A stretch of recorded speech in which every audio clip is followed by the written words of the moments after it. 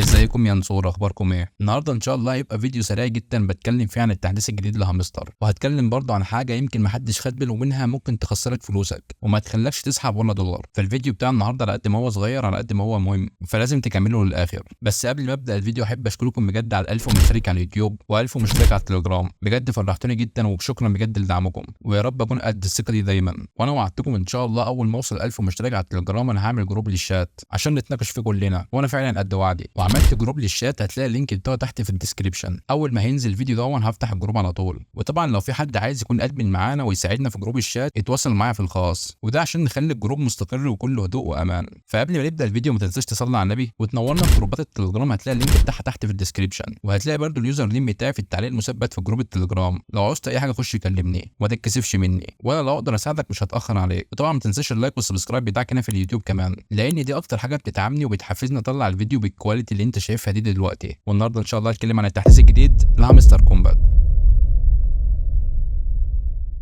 اول ما هتفتح البوت لاول مره هتلاقي الواجهه دي ظهرت قدامك اللي بتقول لك انتهاء الموسم الاول لهامستر كومبات يوم 20 الشهر دون، وبتقول لك all of your in game achievement will be converted into هامستر توكن، فيما معناها اللي بتقول لك ان يوم 20 جميع انجازاتك هتتحول لعمله التوكن بتاعت هامستر، العمله اللي هتندرج يعني. فده معناه خلاص ان هتظهر خانه جديده فيها جميع النقاط بتاعتك اللي بعد كده هتقدر تسحبها للمنصات. لكن انا دلوقتي هقول لك فردين من عندي انا متاكد واحد 100% يطلع فيهم صح، عشان ما حدش يقول انا بطلع وبهبد. انا بوعدك واحد 100% فيهم صح. هو هنا قال لك الاتشيفمنت ويل بي كونفرتد، هو اتكلم على الاتشيفمنت، فانا عندي احساس اللي هو بيتكلم على الاتشيفمنت اللي هي ظاهره قدامك دلوقتي على الشاشه، اللي هي مثلا وصل كارت ليفل 25 رقم مش عارف كام كارت ليفل 15. انا حاسس اللي هو قصده على دي، مش قصده على التعدين وكده يعني الربح في الساعه هيستمر وترقيه الكروت هتستمر وفيديوهات اليوتيوب هتستمر والمفاتيح هتستمر، وده احساسي لكن مش اكيد. لان الفرد التاني اللي هقوله دلوقتي ان هو قصده قال اتشيفمنت على اللعبه كلها، يعني التعدين هيقف والمفاتيح هتقف وكل حاجه هتقف يعني. ومن يوم 20 لحد يوم 26 اللعبه بقى تبدا تهيئ نفسها للادراج. فانا متاكد ان الفرد فيهم واحد صح، ان الفرد الاول زي ما قلت لكم البوت بيتكلم عن الاتشيفمنت اللي احنا بنعملها اللي الصوره بتاعتها دلوقتي ظاهره قدامكم على الشاشه، او قصده بقى على البوت كله التعدين والاتشيفمنت وكل حاجه. فزي ما قلت لكم واحد من الفردين دول هيطلع صح ايا كان ايه هو بقى. وثاني حاجه عايز اتكلم فيها ودي اللي ممكن تخلي معظم الناس يخسروا عملاتهم ويمكن مش اخدين بالهم منها، للناس اللي لسه ما ربطتش المحفظه بتاعتها، لان هامستر طلعت وقالت ان اخر ميعاد للربط يوم 21 وان بعدها مش هينفع حد يربط تاني. فيا ريت يا جماعه كل اللي ما ربطش المحفظه بتاعته يروح يربطها بسرعه عشان ما يقعش في الفخ دون. وبس كده، يا رب الفيديو يكون عجبك، ولو عندك اي استفسار انا هفتح جروب الشات النهارده باذن الله.